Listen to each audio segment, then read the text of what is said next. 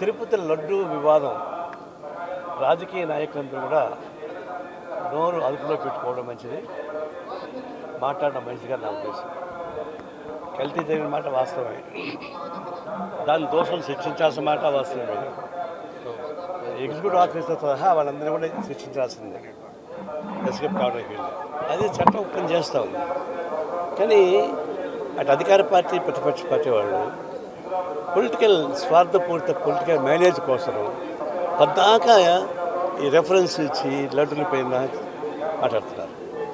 మేము ఈ రాజకీయ లబ్ధి కోసం ఫైట్ చేసుకోండి, కానీ దేవుణ్ణి అడ్డం పెట్టుకోవాలి. సీట్ ఎంతో జరిగింది, ఆయన ఈవో పాత ఈవోని ఎస్కేప్ అయిన ప్రయత్నిస్తారు, చేయకూడదు, ఆయన ఉండాల్సిందే. అంత యాక్షన్ తీసుకొని ఈ రాజకీయ నాయకులు మాట్లాడబాకండి. మేము ఈ పొలిటికల్ ఫైట్ చేసుకోండి అధికార పార్టీ ప్రతిపక్ష పార్టీలు, కానీ దేవుని అడ్డం పెట్టుకోమని చేయబాకండి. దయచేసి స్టాప్ చేయండి డిస్కషన్. మిగతా మీ పార్టీ మీరు కొట్లాడుకోండి, నాకు అభ్యంతరం.